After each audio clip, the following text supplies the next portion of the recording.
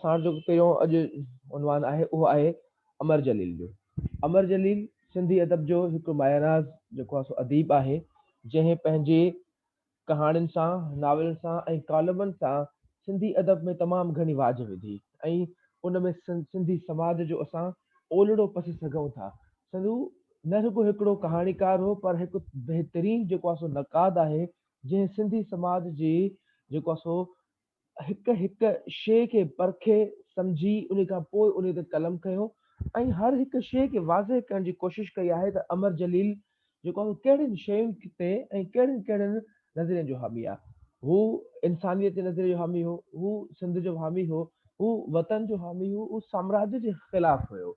अहिड़े ई नज़रियनि जे जेको आहे सो साम्हूं जे तनाज़ुर में हिन जेके बि किताब आहिनि, असां उन्हनि जे सरसरी जाइज़ो वठंदासीं, संदसि कहाणियुनि खे ॾिसंदासीं ऐं उन ते ॻाल्हाईंदासीं त अमर जलील सिंध में सिंधी अदब में कहिड़ी हैसियत रखे थो। सिंधी अदब में उनजी हैसियत बे कंहिं हद ताईं त तमामु वॾी आहे, छाकाणि त ही वाहिद कहाणीकार आहे जो हर हिकु जो दिलि अज़ीज़ आहे ऐं हर हिकु जी जेको आहे सो दिलि ते आहे ऐं उन कहाणियूं पढ़ियूं वञनि थियूं।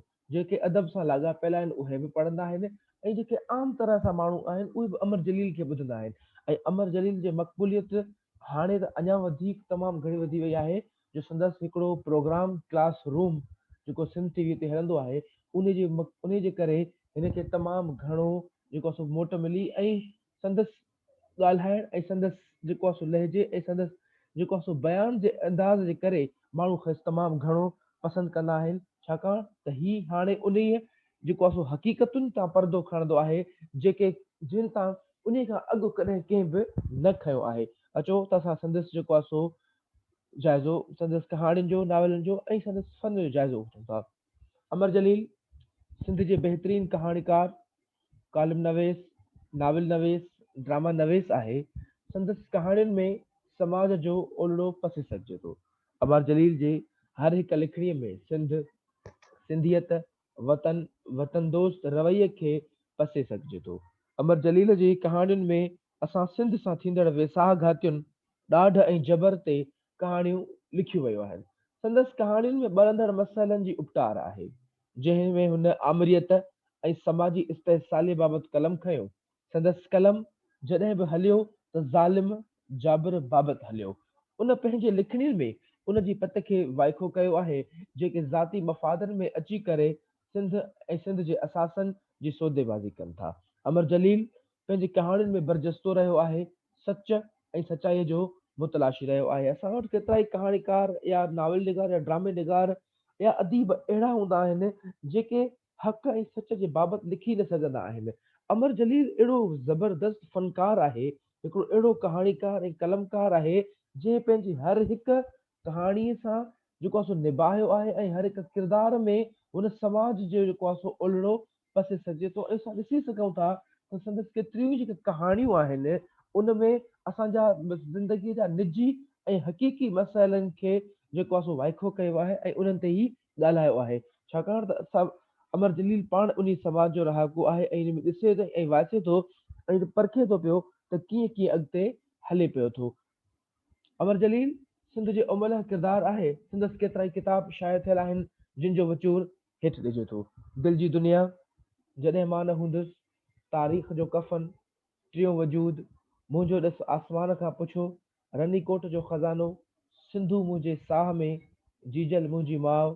अमर जलील जूं अवाइली कहाणियूं, चंड विसामी वियो, चीने ऐं चरबट जूं कहाणियूं, अदब ऐं सियासत, सिंध नामो, हीअ मुंहिंजी सिंध त नाहे, सिंधू बका मां फना आहियां, आदि पुछाउनि में, आतम कथा वग़ैरह। इन खां अलावा अमर जलील जा नाविल बि आहे, लिखियल आहे, नोट नेठ गूंगे ॻाल्हायो, ऐं केतिरा ई संदसि ड्रामा शाया थियल आहे, नशर थियल आहिनि, जंहिंखे असां पसे सघूं था त अमर जलील ज़िंदगीअ जे कंहिं हिकु पहलूअ ते न ॻाल्हायो आहे, ज़िंदगीअ जे कंहिं हिकु जेको आहे सो रंग ते न ॻाल्हायो आहे, ज़िंदगीअ जे कंहिं हिकु ढंग ते न ॻाल्हायो आहे, बल्कि हुन ज़िंदगीअ जे मुख़्तलिफ़ रुखनि ते ॻाल्हायो आहे ऐं हर हिकु रुख ते ॻाल्हायो आहे। जीअं त कहाणीकार जो हमेशह जॾहिं बि अंदरि लिखंदो आहे त उन जो समाज जो पीढ़ियल तबिको जेको हूंदो आहे उहो उनजो महवर रहियो आहे। ऐं उन पीढ़ियल तबिके जे करे ई उन कहाणीकार खे, उन नाविल निगार खे, उन अदीब या शाइर खे तमामु घणी मोट मिलंदी आहे। अमर जलील जा किरदार बि अहिड़ा ई रहिया आहिनि, अहिड़ा ई सादा सूदा किरदार, जिन जे करे उनखे तमामु घणी मोट मिली ऐं उनखे तमामु घणी इज़त ऐं एतिराम मिलियो ऐं उनखे इनशा अॻिते बि मिलंदो रहंदो। अमर जलील जी कहाणियूं ऐं कालमनि में सिंध जे ऐं कमज़ोर माण्हुनि जे दिलि जी दाह आहे। अमर जे कहाणियुनि में असांखे केतिरा ई नवां मोड़ मिलनि था जेके सिंध जी ज़िंदगीअ सां वाबस्ता आहिनि। क़ौम जे मुस्तक़बिल जी ॻाल्हि हुजे या सिंध जे असासनि जी संभाल, हर बुनियादी मसइले जी उपटार करे थो। ईअं न आहे त अमर जलील सिर्फ़ु ऐं सिर्फ़ु कंहिं हिकिड़े तबिके खे खणी उन ते कहाणी लिखी हुजनि, उन ते जेको आहे सो कलम आराई कई हुजे, या पंहिंजे ख़ातिर या पंहिंजी जेको आहे ज़ाती मफ़ादनि जे ख़ातिर हुन कलम कयो हुजे। न, हुन ईअं कॾहिं कोन कयो। हुन जॾहिं बि कलम खयो त हुन कलम सिर्फ़ु ऐं सिर्फ़ु जेको आहे सो इस्तेहसाल जे ख़िलाफ़ु कयो, उन इस्तेहसाली जे लाइ कयो। ऐं उन कलम खयो त उन्हनि कामूरनि, उन्हनि ज़ालिमनि, उन्हनि जाबिरनि जे ख़िलाफ़ु खयो जेके उन्हनि पीढ़ियल तबिके खे वधीक पीड़ींदा रहनि था। अमर जलील समाज ते तंज़ बि करे थो। जेके भूरड़ा माण्हू आहिनि, माना जेके ज़ईफ़ माण्हू आहिनि, भूरड़ा माना जेके नादान माण्हू आहिनि, उन्हनि जी भूरड़ाई ते बि लिखे थो, उनजी नादानी ते बि लिखे थो। अमर जलील ज़िंदगी जी सचाइयुनि खे साम्हूं आणण जी कोशिशि कई आहे ऐं जेके बि नवां लाड़ा आहिनि या तहरीकूं रहियूं आहिनि उन्हनि सां हम आहंग रहियो आहे। अदीब इहो ई आहे जेको वक़्त ऐं हालात जे मुताबिक़ पंहिंजो पाण खे तब्दील कंदो रहे ऐं जेका जेका शइ ॾिसे जीअं वाइट परखे उनखे अहिड़ी रीत लिखंदो रहे। असांजे सिंधी अदब में या पाकिस्तान में केतिरा ई नवां नवां लाड़ा ऐं नयूं तहरीकूं ईंदियूं रहियूं। उन्हनि तहरीकुनि ऐं उन्हनि लाड़नि जे बुनियाद ते अमर जलील लिखंदो रहियो आहे। सिंधी ॿोलीअ ते जेकॾहिं केतिरा ई जेको आहे सो ॾुखिया ॾींहं आया त उन्हनि ॾुखियनि ॾींहंनि जे हिसाब सां बि उन लिखियो आहे। ऐं हर दौर में जेके बि इन दौर जा शाइर आहिनि जेके पाकिस्तान खां पहिरियों पैदा थिया ऐं पाकिस्तान खां पोइ हाणे ताईं जेके ज़िंदा आहिनि, उन्हनि मुख़्तलिफ़ वक़्त ॾिठा, मुख़्तलिफ़ दौर ॾिठा, मुख़्तलिफ़ हालात ॾिठा ऐं उन्हनि मुख़्तलिफ़ हालातनि जे बुनियाद तनाज़ुर में पंहिंजो पाण खे तब्दील कंदा रहिया आहिनि। अमर जलील उन्हनि कहाणीकारनि मंझां हिकु आहे। अमर जलील थोरो सियासी, समाजी ऐं इस्लाही कहाणियूं लिखियूं आहिनि। संदसि कहाणियुनि में असांखे सिंधी समाजी ज़िंदगीअ जो ओलड़ो पसिजे थो। अमर जलील जी कहाणियुनि में रुमानियत ऐं रुमानियत जो हिकु जुज़ो आहे। इश्क वारो पहलू बि हुन तहरीक जो हिसो आहे ऐं अमर जलील जी कहाणीअ में रुमानवी पहलू हावी आहे। छो त औरत इंसान जो हौसलो वधाइण में अहम किरदारु अदा कंदी रही आहे। इहा औरत अलामती तौरु बि कमु आई आहे, कॾहिं धरती, कॾहिं सरती त कॾहिं क़ौम जी शिकिल में। अदीबनि ऐं शाइरनि ॻायो आहे। छा त जॾहिं बि अदब लिखियो या सर्जियो वेंदो आहे त उन में महबूब औरत हुजण सां गॾु मक़सदु इहो हूंदो आहे त उनखे सिर्फ़ु अलामत ठाहियो वेंदो आहे। उहा असांजे लाइ अलामत हूंदी आहे।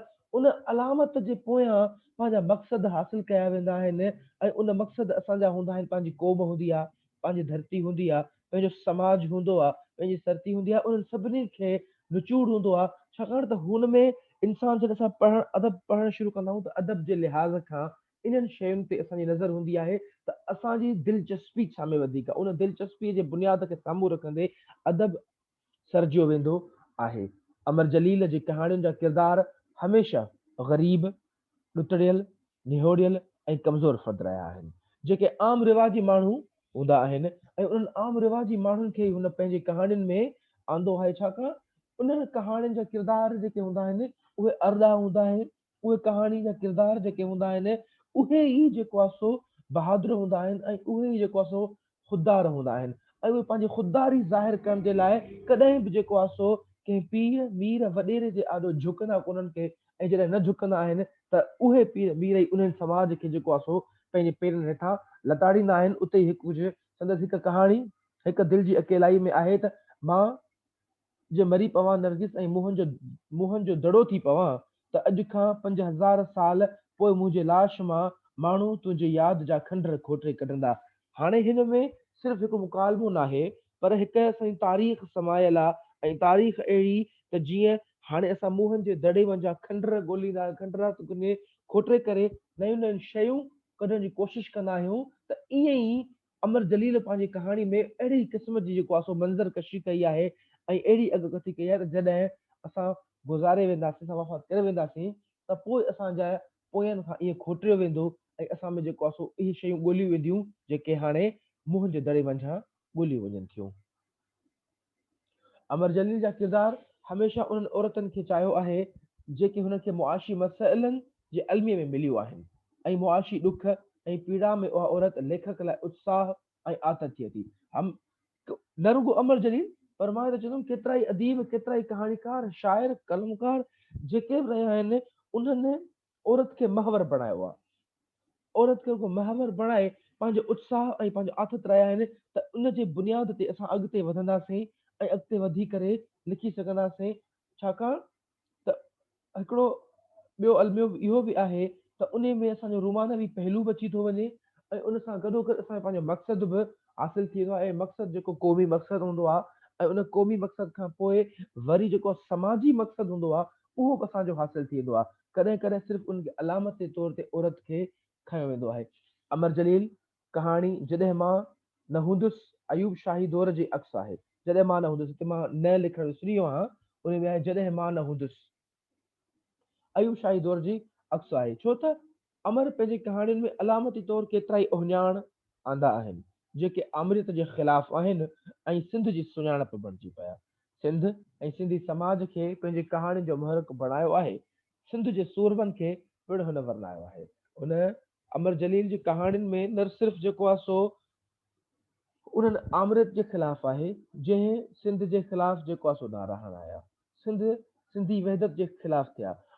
हर उहो अदीब, हर उहो कहाणीकार, हर उहो शाइर जेको पंहिंजे वतन सां मुहबत कंदो आहे उहो पंहिंजे उन्हनि जेको आहे सो जाबिर कुवतुनि जे ख़िलाफ़ कलम खणंदे कॾहिं बि ॾिनो कोन्हे। छाकाणि त हू ॼाणे थो त अॼु या सुभाणे इहे जाबिर कुवतूं ख़तम थी वेंदियूं ऐं हक़ ऐं सचाई जेका आहे उहा हमेशह जारी रहंदी। इन करे हुन पंहिंजी कहाणियुनि में अहिड़नि किरदारनि जे ख़िलाफ़ लिखियो आहे। संदसि उन कहाणी जो हीरो ॾाढो पुरस्कार ऐं रोमानवी आहे। वतन ऐं औरत सां मुहबत खे हिकु ई वक़्त में कयो आहे। मां पहिरीं मथे ॿुधायमि त औरत जेका आहे उन लाइ अलामत रही आहे। हू पंहिंजे वतन खे ऐं औरत इन जे करे त जीअं उहो उनजी आथत ऐं उत्साह बरक़रार रहंदो अचे। अमर जलील जी कहाणियुनि में रुमानियत खां सवाइ सिंध जे ॿरंदड़ सियासी, समाजी, मज़हबी ऐं इक़्तिसादी मसाइलनि जी अकासी मिले थी। हाणे ही सभु उहे मसइला आहिनि जेके असांजे समाज में हर दौर में, हर वक़्त में जारी रहिया आहिनि। कॾहिं बि ख़तमु न थियो आहे। सियासी मसइलो पाकिस्तान ठहण खां वठी हींअर ताईं रहे पियो थो। समाजी इस्तेहसाली अञा ताईं असां वटि जीअं जो तीअं हले पई थी। समाज खे कहिड़े नमूने सां अॻिते वधाइणो आहे, समाज कहिड़े नमूने सां अॻिते वधंदो, समाज खे कीअं तरक़ी कराइजे, ही असां ताईं अञा ताईं मसइलो रहियो आहे। हिकु नंढो समाज आहे, हिकु वॾो समाज आहे, हिकिड़ा अपर क्लास, हिकिड़ा लोअर क्लास, हिकिड़ा मिडिल क्लास, इहो असां अञा ताईं जेको रहियो आहे। मज़हबी त असां वटि तनाज़ुर तमामु घणो रहियो आहे। छाकाणि पाकिस्तान जेको ठहियो हुयो उहो ठहियो ई मज़हब जे बुनियाद ते हो। जॾहिं पाकिस्तान मज़हब जे बुनियाद ते ठहियो त उन खां पोइ हिकु मज़हब ऐं हिकु मुस्लमान जे बुनियाद खां हटी करे असां केतिरनि ई फ़िरक़नि में विरहाइजी वियासीं ऐं हर हिकु पंहिंजे फ़िरक़े में अची करे जेको आहे सो पंहिंजो पाण खे जेको आहे सो बहितर बणाइण जी कोशिशि कई आहे ऐं बहितर सम्झण जी कोशिशि कई आहे।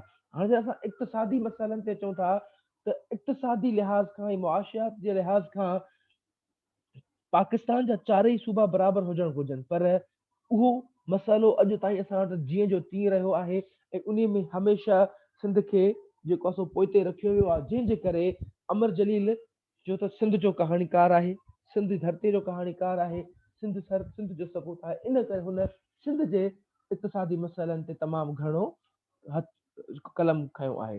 बुख, बेरोज़गारी, गुरबत, ॾाढ, बेवसी, नफ़रतूं, वेसाह घातियूं संदसि मौज़ू रहिया आहिनि। हाणे मथियां मौज़ू बि हुया त हेठियां मौज़ू बि रहिया आहिनि ऐं असां वटि जॾहिं ॾिसूं था त जंहिं बि कहाणीअ में अहिड़ी क़िस्म जूं जेको आहे सो किरदार हूंदा आहिनि, अहिड़ा मौज़ू हूंदा आहिनि, उहे बरजस्ता हूंदा आहिनि ऐं उहे अहसास सां भरियल हूंदा आहिनि ऐं उन्हनि एहसासनि जे ज़रिए ई असां पंहिंजी जेको आहे सो मैसेज या पंहिंजो नियापो जेको आहे ॿियनि ताईं पुॼाए सघंदा आहियूं ऐं उहो अमर जलील ईअं ई कयो आहे। पंहिंजी कहाणियुनि में अहिड़नि किरदारनि खे ऐं अहिड़नि मौज़ूअनि खे चूंडियो आहे जिन सां इंसानी अहसासु ऐं जेको आहे उहो पैदा थी सघे ऐं उन में उहो कुवत पैदा थिए त असांखे पंहिंजे समाज खे तब्दील करिणो आहे ऐं इन्हनि सभिनी जेको आहे सो जेके मफ़लूज असां लाइ थी चुका आहिनि जंहिंसां आहिनि अहिड़ियूं शयूं जेके असांजे ज़िंदगी खे मफ़लूज बणाए रहियूं आहिनि उन्हनि खे ख़तमु करिणो आहे इहे जेके ज़िंदगी खे मफ़लूज करे बणाइनि थियूं इहे शयूं मथियूं जेके मौज़ू आहिनि मथियां इहे संदसि केतिरियूं ई कहाणियूं तारीख़ी पस मंज़र में लिखियल आहिनि जेके असांखे माज़ी सां जोड़नि थियूं मुंहिंजी दिलि मुंहिंजो दड़ो इश्क इंटरव्यू मेहदी मुंहिंजो पुटु रनीकोट जो खज़ानो ॿियूं केतिरियूं ई कहाणियूं आहिनि इहे उहे कहाणियूं आहिनि जेके हुनजो जेको आहे सो माज़ी सां जोड़नि थियूं अमर जलील हेठे तबिके जे हिकु किरदार जो समाजी वहिंवार हक़ीक़त पसंदी सां ॾेखारियो आहे हर हिक खे उन हक़ीक़त सचाई ऐं ईमानदारीअ सां सर्जो आहे त जीअं हू कॾहिं बि कंहिं बि रीति जेको आहे सो कंहिंसां ना इंसाफ़ी न करे सघे ऐं उन समाज खे जीअं ॾिठो आहे तीअं ई लिखियो आहे छाकाणि त खेॾाए जो चवणु हो त मुंहिंजे जेकर लिखणियुनि में समाज जो ओलड़ो नथो पसिजे त मुंहिंजी उहा लिखणी कंहिं कम जी कान्हे का छाकाणि त मुंहिंजो समाज मुंहिंजे लिखण जो आईनो आहे अमर जलील मुआशिरे में जदीद तालीम जो हामी आहे तालीम जेका असांखे मज़बूत बणाए थी तालीम जेका असांखे बहितर खां बहितर बणाईंदी आहे उहा तालीम ई आहे जेका असांखे अॻिते वठी वेंदी आहे हू ॼाणे थो त असांजे मसइलनि जो सिर्फ़ु तालीम याफ़्ता मुआशिरे में आहे मसइलनि जो हल जेको आहे हिते हल मां लिखणु विसरी वियो आहियां मसइलनि जो हल सिर्फ़ु तालीम याफ़्ता मुआशिरे में आहे जेकॾहिं को बि असांजो मसइलो आहे मुआशी मसइलो आहे इक़्तिसादी मसइलो आहे मज़हबी मसइलो आहे तालीमी मसइलो आहे इस्लाही मसइलो आहे इख़लाक़ी मसइलो आहे और मसइले जा हल जेके आहिनि उहे असांजे तालीमी याफ़्ता मुआशिरे में आहिनि जॾहिं असां पंहिंजे मुआशिरे खे तालीम याफ़्ता कंदासीं त इहे मसइला अज़ ख़ुदि असां वटां ख़तमु थी वेंदा ऐं कंहिं बि रीति इहे मसइला असां वटि कोन रहंदा पर हुनखे पूरी ॼाण आहे त सिंध जे कॉलेजनि ऐं यूनिवर्सिटियुनि जूं वॾियूं इमारतूं फ़र्ज़ निभाइण में नाकाम वियूं आहिनि छाकाणि त इहे उहे इदारा आहिनि जेके इदारा असांखे जेको आहे सो तमामु मथे वठी वञण में कारआमद साबित थींदा आहिनि इहे इदारा ई आहिनि जेके जेको आहे सो कैरेक्टर बिल्डिंग कंदा आहिनि इहे इदारा ई आहिनि जेके मुल्क वतन खे जेको आहे सो सूअ ॾियारींदा आहिनि पर कंहिं हद ताईं असां पंहिंजनि तालीमी इदारनि में ॾिसूं था त कॾहिं कॾहिं उन्हनि इदारनि में उन मयार जी तालीम नथी ॾिनी वञे जंहिं मयार ते असांखे साइंसदान सियासतदान ऐं आला मुफ़क्किर घुर्जनि उतां उहे निकिरी सघनि छा असां एतिरो तालीम में पोइते थी विया आहियूं असां वटि पंहिंजो ग्रांटूं मौजूदु हूंदे असां वटि पैसा मौजूदु हूंदे असां हर हिकु शइ मौजूदु हूंदे यूनिवर्सिटियुनि में सहूलियतुनि मौजूदु हूंदे बि असां उहे सियासतदान उहे साइंसदान उहे इंजीनियर उहे डॉक्टर अहिड़ा पैदा न करे सघिया आहियूं जेके असांजे पाकिस्तान में वेही करे असांखे बहितर खां बहितर जेको सो इलाज मुहैया करे सघनि बहितर खां बहितर जेको सो बिल्डिंग्स ऐं रोड मैप्स ॾेई सघनि अलाए छो इन शयुनि खां हू जेको पोइते रहियो आहे तंहिंजे करे हुन तालीम जे मसइले ते पुण कलम खयो आहे अमर जलील पंहिंजी कहाणी अरूड़ जे वस्त में इहो नज़रियो ॾिनो आहे त सिंध में रहजनि धाड़ेल थिजे या कानी करामती हाणे इन नज़रिये जो कुझु अहिड़ो नज़रियो आहे त या धाड़ेल जेको ज़ोरीअ ज़बरदस्तीअ जेको कंहिंखां फुरे वेंदो आहे उनखे केरु चवण वारो न हूंदो आहे ऐं ॿियो धाड़ेल उहो हूंदो आहे जेको कानी करामती हुजे जेको पीर हुजे मुरीद पीर हुजनि अहिड़ा पीर जेके पंहिंजे मुरीदनि खे पंहिंजो गिरविदा करे ऐं उन्हनि खे जेको आहे सो लुटींदा रहंदा आहिनि फुरींदा रहंदा आहिनि पंहिंजे पेरनि में विहारे वेठा हूंदा आहिनि अहिड़ियुनि शयुनि जो ख़िलाफ़ अमर जलील लिखियो आहे छाकाणि हू ॼाणे थो त असांजो सिंध जो अवाम जेको आहे उहो निहोड़ियल आहे उहो कमज़ोर आहे उहो इन्हनि पीरनि ऐं मीरनि वटि जेको आहे सो दफ़नायल आहे ऐं उन्हनि जे कानी करामतुनि जी जेको आहे सो मिनत ममनून आहे पर हाणे अहिड़े जेको आहे सो रिवायतुनि खे टोड़णो आहे अहिड़े रिवाज खे रीतियुनि खे टोड़णो आहे ऐं ख़तमु करिणो आहे त इहे जेके धाड़ेल आहिनि जेके ज़ोरीअ ज़बरदस्तीअ धाड़ेल सिर्फ़ु उहो धाड़ेल न जेको ॿेले में धाड़ेल आहे इन खां अलावा ॿिया केतिरा ई वॾा धाड़ेल असां वटि मौजूदु आहिनि जेके असांजे समाज में जेको आहे सो खाट हणी रहिया आहिनि संदसि हिकु ॿी कहाणी लहंदड़ सिज वधंदड़ पाछा में वॾेरनि जे कुधनि करतूतनि जी अकासी कुझु हिन रीति कई आहे ख़ैर ख़बर अथई केरु आंदी अथमि, पहलवान अञा बि कुझु अॻिते थियो, चयाईं पंजाब जो दाणो आंदो अथमि, गुज़िरियल महीने जे दरबार ते दाता जी दरबार ते नची हुई त सॼो पंजाब कदमनि में विछाइजी वियो हुयुसि, पर तंहिं हूंदे बि पंजाबियुनि क़दुरु न कयुसि। रब जो कसम आहे साईं, अहिड़नि दाड़नि जो क़दुरु फ़क़ति सिंध में थींदो आहे। हाणे हिन कहाणी मां असांखे अक्स मिले थो त हिकु अहिड़ी साइकोलॉजी, हिकु अहिड़ो जेको आहे सो नफ़्सियाती पहलू मिले थो जेको असां वटि आहे अयाशी परस्तीअ जो, जंहिंमें असांजा वॾेरा पीर वीर वॾेरा जागीरदार कामूरा जेके सभु शामिल आहिनि, उहे अहिड़नि कुधनि करतूतनि वारनि किरदारनि खे जेको आहे तमामु घणो वाझाइनि था, तमामु घणो मथे कनि था, छाकाणि त हू ॼाणनि था त अहिड़ा किरदार न रुगो हाणे पर अमर जलील जे ज़माने खां लिखंदो रहिया, उन ज़माने खां वठी उन पंजाब जा इलाइक़नि जा केतिरा ई माण्हू जेके आहिनि औरतुनि खे हिते अची विकिणी वेंदा या हिते अची ॾेई वेंदा त जीअं हुननि खे जेको पंहिंजी जेको आहे सो हिते मज़बूत गिरफ़्त मज़बूत कनि ऐं इन्हनि में जेको आहे सो अहिड़े नमूनो आंदो वञे। ऐं असांजा माण्हू जेके वॾेरा पीर वीर जागीरदार ऐं कामूरा आहिनि सिंध जा, उहे उन्हनि खे वठी पाण वटि ख़ुशी महसूसु कंदा आहिनि त असां वटि ख़ूबसूरत जेको आहे सो औरतूं आहिनि। अहिड़नि किरदारनि खे बि अमर जलील पंहिंजी कहाणियुनि जे ज़रिए निर्वार कयो आहे। अमर जलील जी कहाणियुनि में केतिरा ई किरदार अलामती मिलनि था। अहिड़ा किरदार ॾांद, ॿकर, गिदड़, शींहं, बांदर, बेनमान, ॻेरो, चिॿरो, तोतो वग़ैरह। हाणे इहे ज़ाहिरी तौर ते अहिड़ा अलामती किरदार आहिनि जेके असां ॾिसूं पिया था त उनखे जबरी न बल्कि असां वटि घटि मञियो वेंदो आहे। को माना शींहं हिकिड़ो अहिड़ो किरदारु आहे जेको मुड़ुसु माण्हू हूंदो आहे जेको बादशाही कंदो आहे। बाक़ी जेके बि किरदार आहिनि उन्हनि किरदारनि मां असां ॼाणे सघूं था त अमर जलील कहिड़नि नफ़्सियात जे माण्हुनि ते कलम खयो आहे ऐं कहिड़नि माण्हुनि खे जेको आहे सो महवर बणायो आहे। इन करे संदसि कहाणियुनि खे तमामु घणो पसंदि कयो वेंदो आहे ऐं संदसि कहाणियुनि खे मोच मिली आहे। अमर जलील जी कहाणियुनि जे सभ खां वॾी ख़ूबी संदसि शानदार मुकालमा आहिनि। हू पंहिंजे मुकालमनि ज़रिए पंहिंजे पढ़ंदड़ खे गिरविदा करे छॾियो आहे।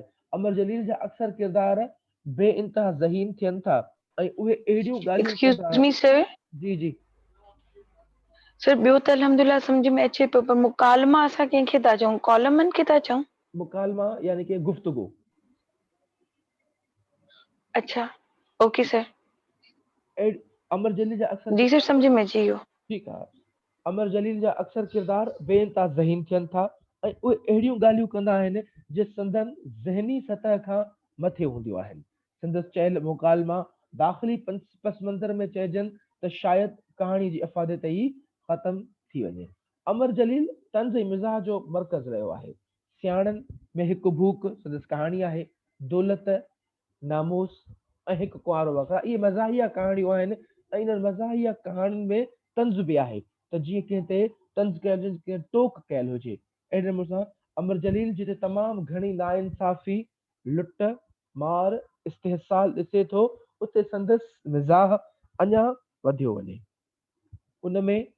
उन सिलसिले में संदसि कहाणियूं सरदलाश जो सफ़र, ज़िंदगी हिकु कुन, छिते कुते जो मौत, स्टार सर्कस जो मर्कज़ ऐं आदम जी माउ क़ाबिल ज़िक्र कहाणियूं आहिनि। इहे जेके कहाणियूं आहिनि इन्हनि कहाणियुनि में हुन इन्हनि नाइंसाफ़ियुनि खे, उन लुटमार खे, उन फुर खे, उन इस्तेहसाल खे ॾिठो आहे, परखियो आहे, सम्झियो आहे। उन खां पोइ इहे कहाणियूं लिखियूं अथई ऐं इन्हनि कहाणियुनि में इन्हनि खे जेको आहे सो हुन वाज़े करण जी, इनवार करण जी कोशिशि कई आहे। अमर जलील जिते आम माण्हुनि जे किरदारनि ते लिखियो आहे उते हुन सियासतदान खे बि वाइको कयो आहे त अक्सर स्मगलर, व्याजखोर, वापार की ज़हनियत रखंदड़ माण्हू दुनिया जहान जा ॾोह करे पाण खे साफ़ ऐं पाक इंसान दोस्त साबित करण लाइ ग़रीबनि सां कूड़ियूं हमदर्दियूं जताईंदा आहिनि। असां वटि केतिरा ई अहिड़ा किरदार आहिनि जेके असांजे साम्हूं आहिनि, जेके साम्हूं जेके असांजे हूंदा आहिनि, असांजा हूंदा आहिनि, पर पुठि उहे असांजा न हूंदा आहिनि। इहे समाज में असां बि ॾिसूं पिया था, तव्हां बि ॾिसो पिया था, तव्हांखे केतिरा ई अहिड़ा किरदार मिलिया हूंदा। अमर ज़िंदगी सां लाॻापियल हर हिकु मौज़ूअ ते कलम खयो आहे। को बि अहिड़ो मौज़ू न मिलंदो, मज़हब हुजे, इख़्लाक़ियात हुजे, सियासियात हुजे, या जेको आहे सो वॾेरो पीर मीर लुटेरो हुजे, हर हिकु मौज़ूअ ते हुन कमु कयो। बुख हुजे, बेरोज़गारी हुजे, या इस्तेहसाली हुजे, इक़्तिसादियात हुजे, हर हिकु मौज़ूअ ते हुन लिखियो आहे। इन जे करे ई अमर जलील हिकिड़ो जेको आहे सो हर घण रुखो कलमकार असां वटि मञियो वेंदो आहे। सिंध जे अमर किरदारनि ते अलामती कहाणियूं लिखियूं आहिनि, जीअं सचल इन ट्रबल वग़ैरह जहिड़ियूं कहाणियूं बि हुनजी संदसि मशहूरु कहाणियूं आहिनि, जंहिंमें हुन सचल सरमस्त ऐं शाह अब्द लतीफ़ भेटाई जहिड़े किरदारनि खे जेको आहे सो निर्वार कयो आहे कि किरदार कीअं अहिड़ा किरदार आहिनि इहे जेके आम माण्हू आहिनि, पर असांजे पाकिस्तान ठहण खां पोइ असांजी जेको आहे सो वॾी हुकूमत, वॾा माण्हू जेके आहिनि उन्हनि खे सुञाणे कोन पिया सघनि, ऐं इन करे आम माण्हुनि खे अचे खणी करे खंभे करे उहो शाह लतीफ़ ऐं उहो सचल सम्झो पियो वियो जेके सचा साले वारा आहिनि, पर दरअसल उहो हिकु आम पकोड़ा ई हुयो वीचारो, को आम जेको आहे सो कमु कारोबार कंदड़ हुयो। अमर जलील पंहिंजी हर कहाणीअ में निरालो रहियो आहे ऐं हुनजी समाज ते गहरी नज़र ऐं तनक़ीदी नज़र रही आहे। इहो ई सबबु आहे जो अमर जलील आम तौर ख़ासि जो हरदल अज़ीज़ कहाणीकार आहे। अॼोको मां जेको आहे सो इन करे तव्हांखे हीअं ॿुधायूं त जीअं न रुगो ही हुजे, पर तव्हां वटि इहो साॻियो ई मवाद मौजूदु हुजे त जीअं तव्हां पंहिंजे इम्तिहान में इनखे बहितर खां बहितर लिखी सघो ऐं इन खे लिखी सघो। छाकाणि मां तव्हां चयो हुयुमि तव्हांखे त तव्हांखे नोट्स मुहैया कंदुमि, पर उहे बि कोशिशि कयां पियो थो, आहिस्ता आहिस्ता उहे ठाहियां पियो थो, उहे तव्हांखे मोकिलींदो वेंदुमि। ही हाणे जीअं जो तीअं अमर जलील जे किरदार ते जेका नोट अची वञे त असां उनखे लिखी सघूं था। ही तव्हांजो स्लाइड्स जेके आहिनि मां तव्हांखे मोकिले छॾींदुसि त जीअं तव्हां उनखे पाण वटि पंहिंजे पेज ते उतारे सघो। ठीकु आहे? जी सर, बिल्कुलु। सर, अमर जलील वांगुरु ईअं ॿिया कहिड़ा कहिड़ा कैरेक्टर्स इंपॉर्टेंट आहिनि, हू सभु तव्हां कराईंदो न, ऐं मज़मून वग़ैरह? जी बिल्कुलु। हाणे ॿियो शेख अयाज़ आहे, उहो मूं वटि हींअर ई पियो आहे, ही ख़तमु करे मां उन ते